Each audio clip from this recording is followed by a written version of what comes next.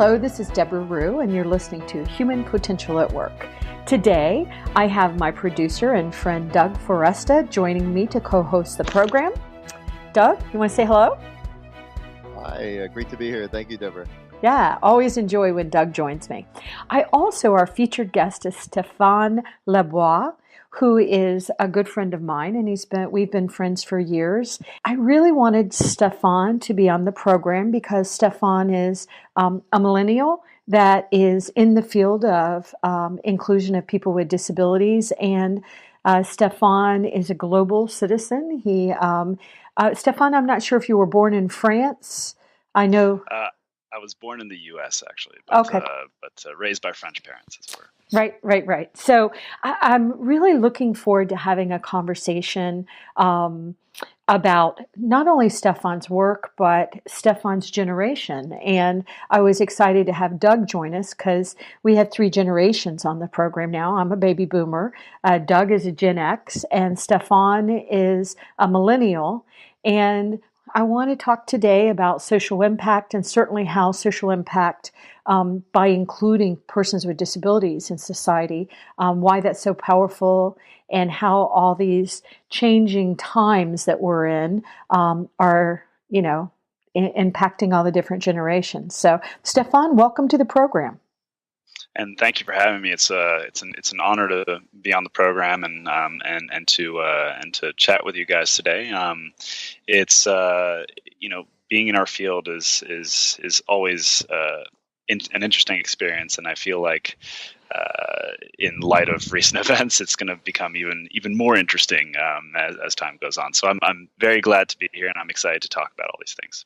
Yes, and for my listeners, because of course we are, it is December 2016 when we're doing this interview. So as many of you are very well aware of, we've had some interesting political times in the United States and interesting political times happening all over the world. And so it's exciting. But Stephane, what Doug and I are going to do is we're going to go back and forth. So I'll do a question and then Doug will, and we can all jump in and interview and just have a conversation because I think the topic is very, very powerful. So Stephane, I'm going to start. And do you mind telling the audience a little bit more about you and your journey? Sure. So I currently work at the ARC of the United States. We're an organization that provides both, we're a chapter organization. We have 600 plus chapters across the U.S., and we provide support services and advocacy services for people with intellectual and developmental disabilities. I currently work on the program side of the organization, but I'm looking to get back to policy work, which is really where my interest lies. So I've been working prior to joining the ARC. I'd worked in the disability rights field for the past 4 or 5 years, and I've worked in all types of sectors within the larger field. So I've worked in accessibility issues. I've worked in rights advocacy, and inclusive higher ed.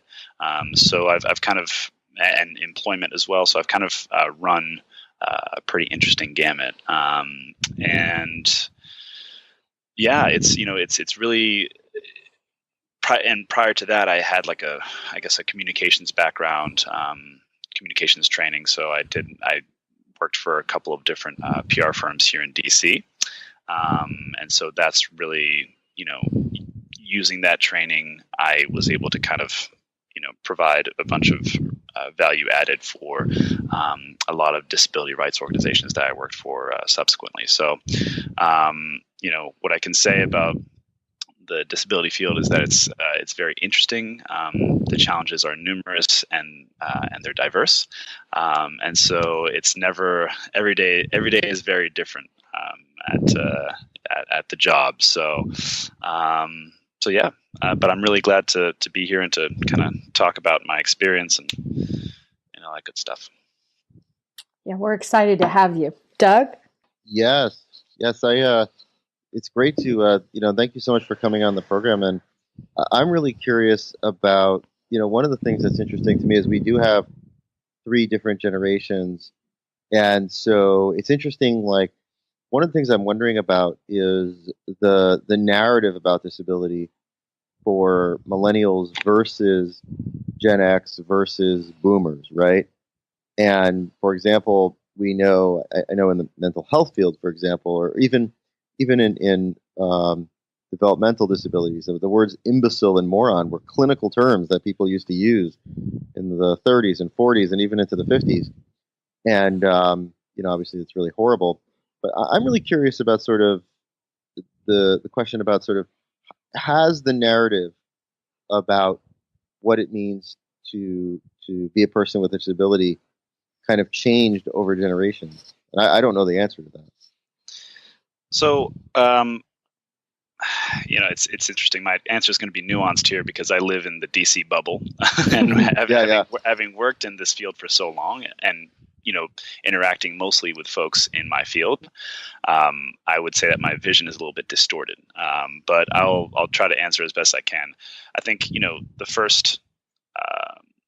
I will say that overall, there are encouraging signs that there is more dialogue around disability and mental illness,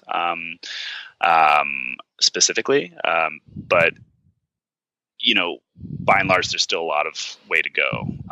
There's still a long way to go. So, excuse me. I would say that it all really started with kind of the evolution and the move away from a medicalized view of disability towards more of a social view, a social model of disability. So, prior to really, the world, the global independent living movement that kind of started in the 60s and 70s and really picked up in the 80s, and the passage of the ADA and then the CRPD. Prior to all those things, as you were saying, people with disabilities were viewed as kind of like a medical case, right? Disability was rested entirely on an individual's capacity or not to perform a task or to participate in society. Now, the prevailing model of disability has gone away from that and more towards a social view, which is the onus is on society to essentially adapt to somebody's physical or intellectual capabilities. And while the rhetoric among policymakers and among rights advocates is the fact that society needs to be better at including people with disabilities. In practice, it's a little bit different, and I think we still see a lot of vestiges of the old school way of thinking. Like, I hear the R word for used still for people with Down syndrome or even people with autism. There are still problematic portrayals of people with disabilities in TV and cinema. Kids, I feel like kids these days still don't quite get it, and only if people finally realize that people with disabilities are perfectly capable of participating adequately in society. Like, when people reach that realization, it's much later in life. I think the problem really lies in how our kids are taught and what kids think is okay from an early age. So it starts really in the classroom. Special education in most public schools is still very much segregated, and it's still very underfunded. So kids with disabilities still aren't really given a proper shot to be fully included in their peers. It's really interesting too. Of course, we throw out the word disabilities, and of course that covers such a wide range of things. There's obviously cognitive disabilities and there's physical disabilities. One of the things that I wonder about is, and curious about your reflection on this, Debra, and of course Stephane, is the role that technology is playing in. I actually, later this afternoon, I'll be teaching a class to my students, and many of them have accommodations. And one of the accommodations is I have a woman in the class who is deaf, and I wear a little clip-on thing that goes right to her. She has a little it's not a cochlear implant, but she is going to get a cochlear implant. But it basically amplifies my voice, but just to her, not to anyone else. Mm-hmm. And I've had other things that I've done and worn and things like that, and that would not have been possible it just wouldn't have been possible in the past. And so I do wonder too, the role of technology in increasing accessibility. And Debra, I think you might have had a company around this, Yeah. but the question about with these new technologies, do you think that also is going to change what it even means to have a disability? 100%. And sorry, Debra, you were No. Stephane, you go, and Stephane, also you can bring this up, or I can. I want you to bring G3ICT a little bit into this conversation because of the efforts they're making globally with that particular, question. Go ahead. I mean, I think the role that technology has is huge, and will continue to grow as more innovation as innovation moves forward within the field of accessible ICT. And I would definitely be remiss to not mention my my folks in G3ICT for not only being partly, I don't want to use the word responsible, but we're definitely hugely influential in my desire to enter this field.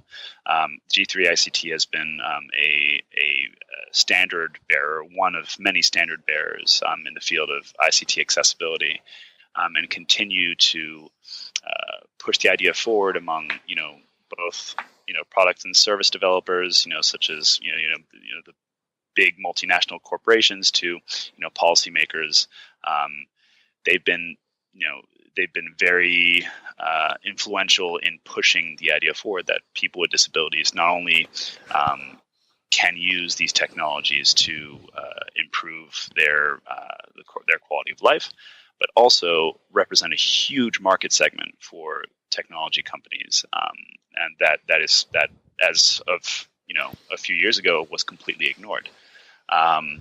But technology has a huge role to play in all sectors of community and life engagement for people with disabilities. And I think that my generation has a very crucial role to play in innovation. And so, what you're seeing, in Silicon Valley, and also, to a certain extent on the East Coast and abroad, is a lot of folks my age and younger, starting tech companies and designing apps and designing devices that are really cool and really interesting, like VR devices and apps that apps like Uber and things of that nature, things that are really kind of like seismically shifting the way we do things as human beings.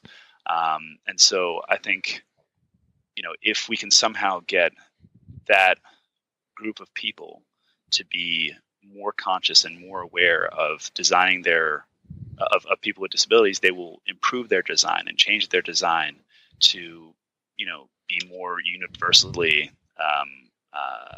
to fit more along the universal design principles and be more user friendly to people with disabilities, thus helping thus making their services and products more accessible to the 1 billion people with disabilities living across the world. So I think my generation and definitely technology have a huge role to play there. I agree, and it's interesting. I love technology. My dad, I'm in my late 50s, and my dad was a technologist before a lot of people knew about computers. And so I, like you, was raised in a household of really caring about technology, but also how do we make an impact on society? And so I am so hopeful about the technology. And I think what's fascinating about the history, and this continues to happen with technology, is that many times when we are creating a technology or an assistive technology or something to accommodate an individual with a disability, a lot of times that innovation can be applied and positively impact the rest of society. We have, captioning. Captioning was created certainly for people that are deaf and hard of hearing, but all of society, a lot of society is using captioning now.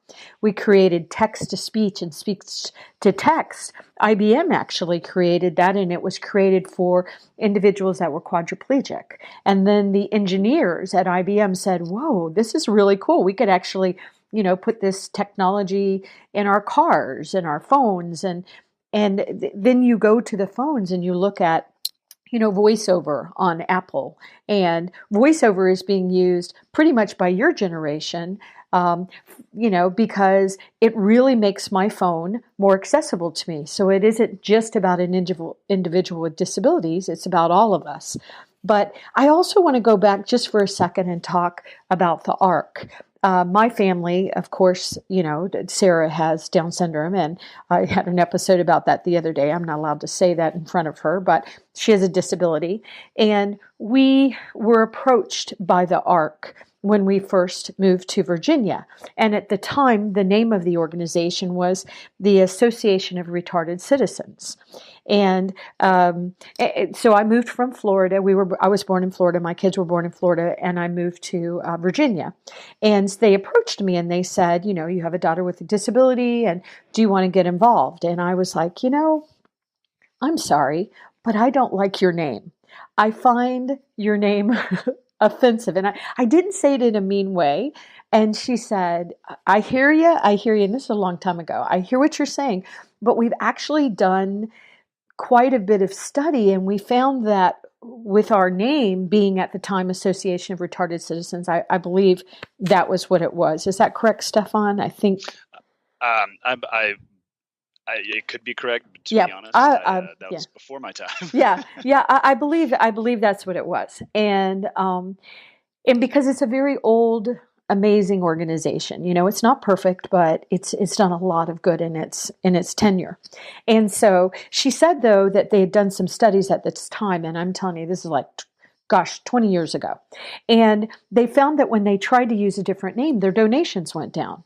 And I thought, okay, all right. And I just thought that was such a grounded answer. And so I started getting involved with my Virginia-based chapter here in Virginia. And a few years later, they actually did change their name to the ARC. And as Stefan mentioned, they have 600 plus, agencies attached to it, affiliates, and we are trying to change. And, Sarah being in special education, and she's 29 now, same as Stefan. Stefan has a birthday in a couple weeks.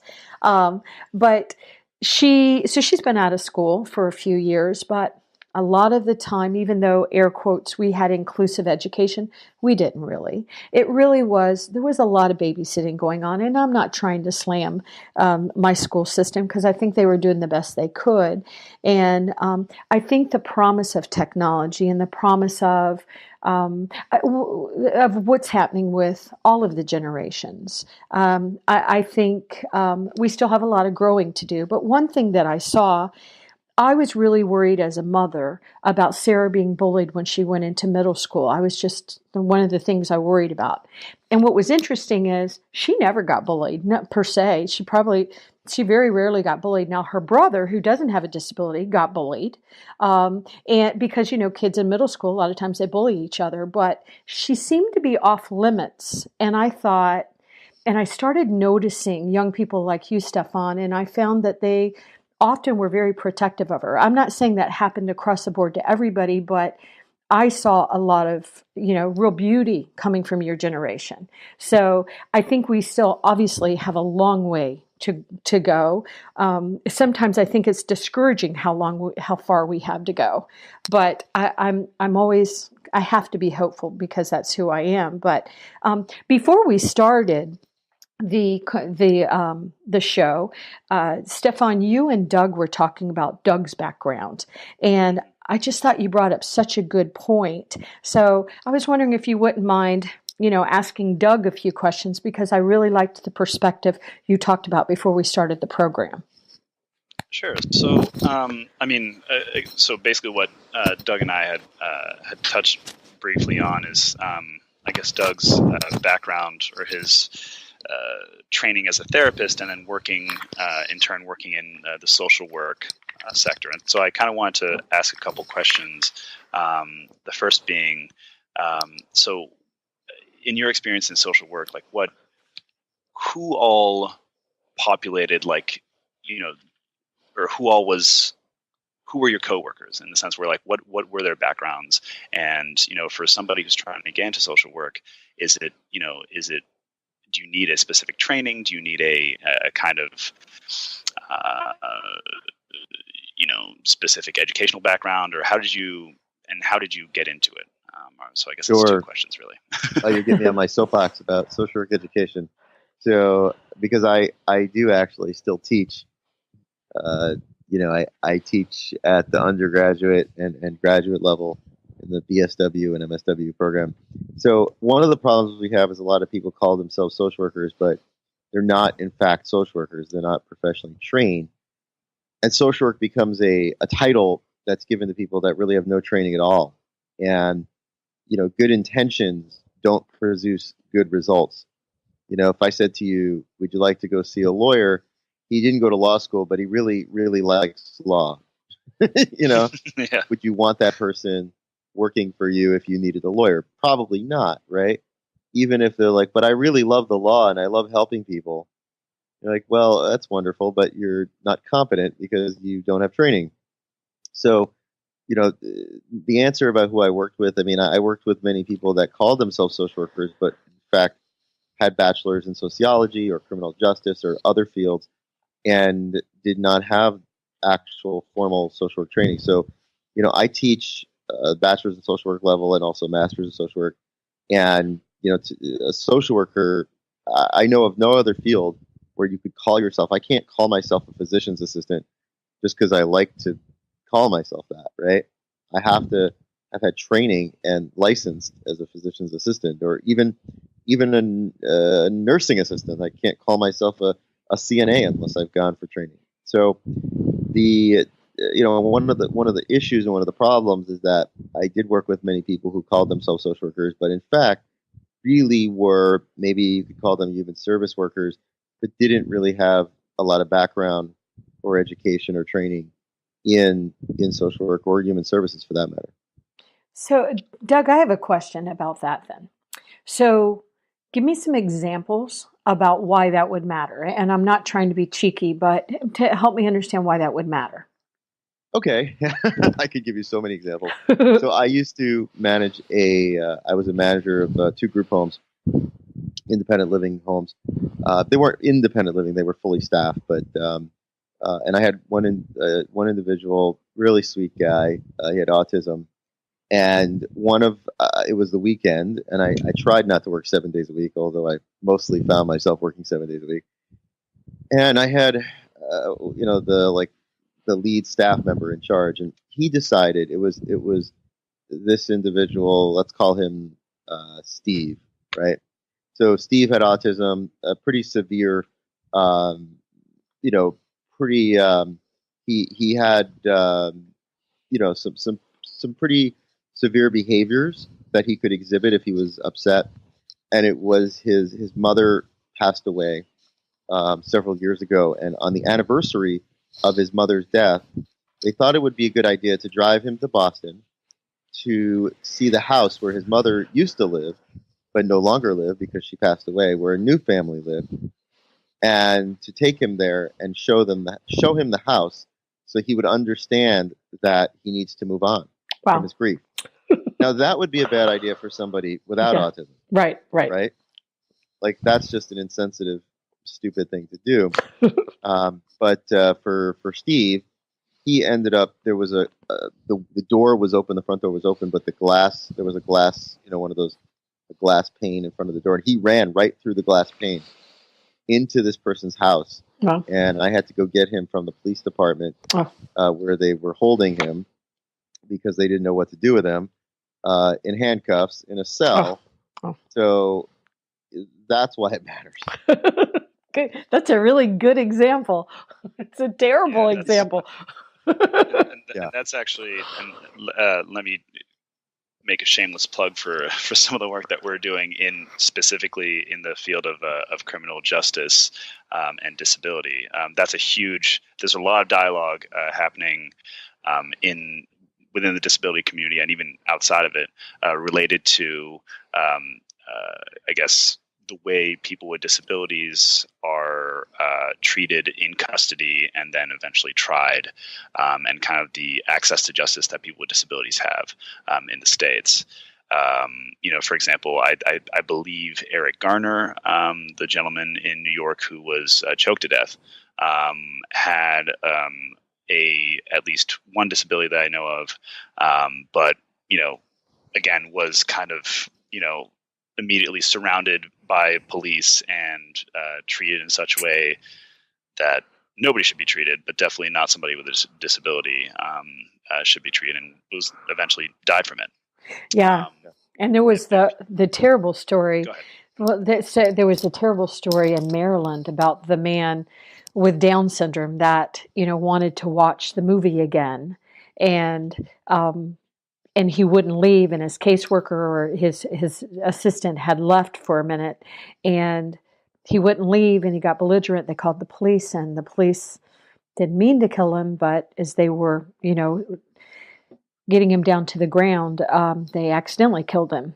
And he just wanted to watch the movie again and wouldn't have hurt anybody. But, anyway, go ahead, Stefan. Sorry. And it's very, and at this, so coming from a disability perspective, I have a clear, lean on, how people should be better trained and, how policies should be in place to prevent that kind of abuse. But on the other side, for the police and, so for law enforcement and for fire departments across the U.S., it's also it's a tough call for them. I mean, in the case of Steve, for example, how can one, if I'm an officer who's responding to that call, my immediate thought is, okay, well, this person just committed a breaking and entering, so I should arrest them and, not really question whether that person, what the person's motives were, or, whether that person has a disability or why they in fact ran through that glass door and into this person's house. So it's kind of a tough call, but the ARC is doing a lot of work in providing that type of awareness raising and training for police departments across the U.S. To essentially have folks ask that question when they're making an arrest or when they're questioning somebody. It's like, okay, so is this person exhibiting any signs of maybe having an intellectual or developmental disability? Like what is happening? Being aware of the different signs or different, kind of behaviors that would, indicate that person does have that kind of disability. And, if they do, how to kind of tailor their approach, because that could save a lot of lives and that could save a lot of hardship. In Steve's case, I'm sure he was terrified, and I'm sure that his remaining family was pretty upset by what happened. It was, on the flip side of it, I remember taking him to Toys R Us because he wanted, he was obsessed with the Malibu Barbie dream plane. And he just, me too. We talked about what's developmentally appropriate and everything, but he would draw. He was a really good artist. He actually ended up getting an exhibit in New York City. He was a really good artist, and so he liked drawing pictures of them. So I would get them for him because he liked to draw them. But I took him to Toys R Us, and he wanted the Malibu.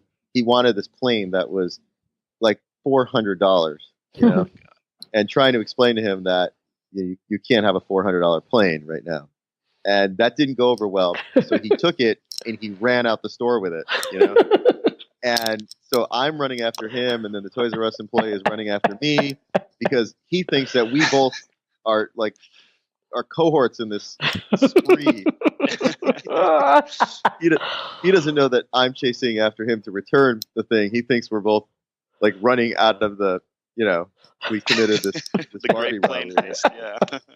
And the police were really good about it.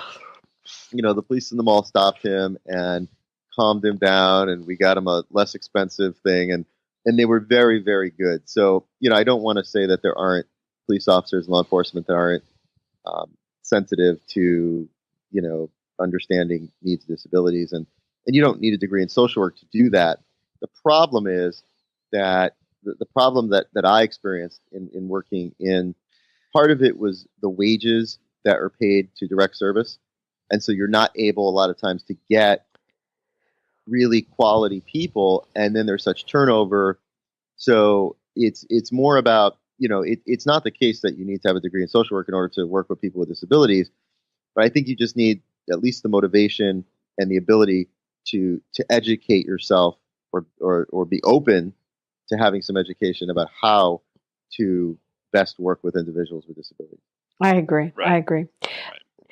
Right. I know that we're almost out of time, but Stefan, I'd like to ask you one more question. So, Sure. one thing that I've always been drawn to you, and the reason why is because you just seemed to really, really care about making a positive social impact. And I don't know if it's the people that I'm just naturally around, but I see so many millennials that I'm around really wanting to make a difference. And it might be just where I happen to be playing, but it seems like your generation really does care about social impact and social good. And I was just wondering if you wouldn't mind, addressing that from your perspective. So that's a great question, and to a certain extent, I agree with you, and I think it begins with, I guess, access to information. I think that the fact that we are constantly bombarded by information is really something that kind of started with the rise of the internet. And my generation was one of the first generations to actually grow up with the internet in the house, and access to information like that. And so I think that fundamentally shifted the way we think about things and the way we, and what things we care about. I remember I just completed a master's degree at UMass Boston, and as one of my electives, I chose to take a nonprofit management course. And in that course, we had an entire session dedicated to the study of motivation. So, like, what motivates people? What can a manager do to incentivize or not their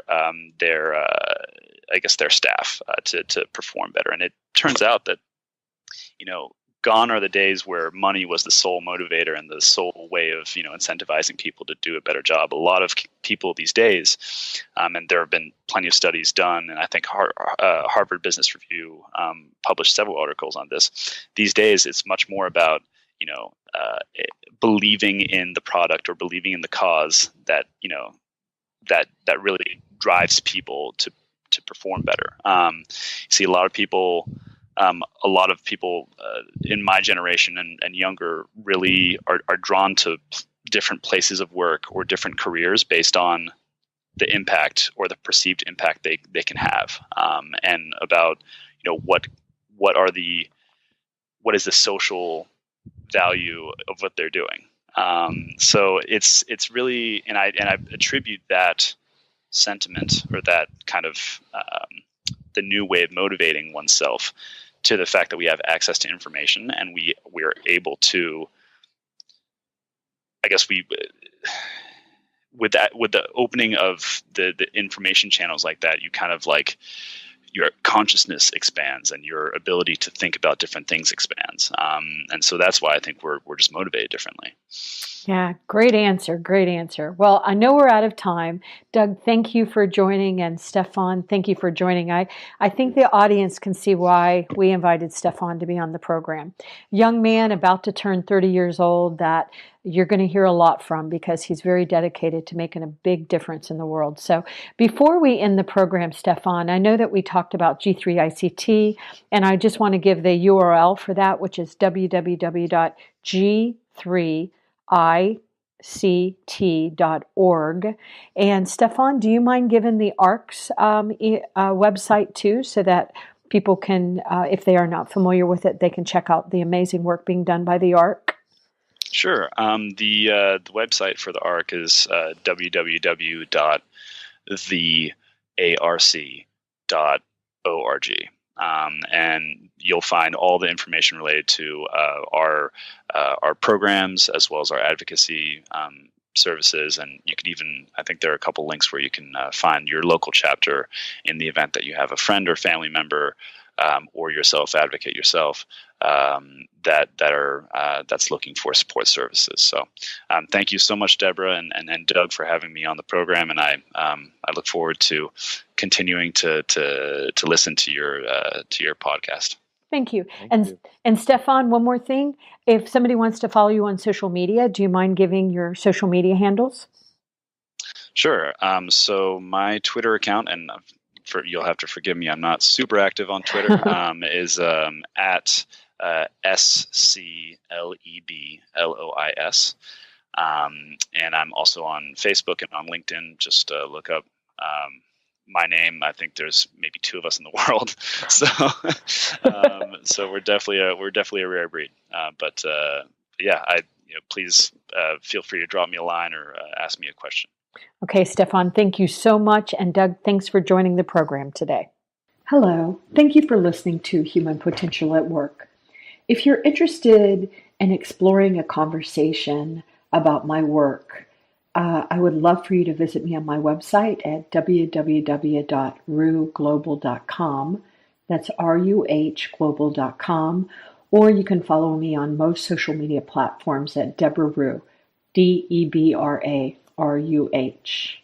I'm available to speak, to provide strategic consulting, and certainly to talk to any brand about the social impact you're having as a brand influencer. Thank you so much for your time and for helping me make a difference in the world.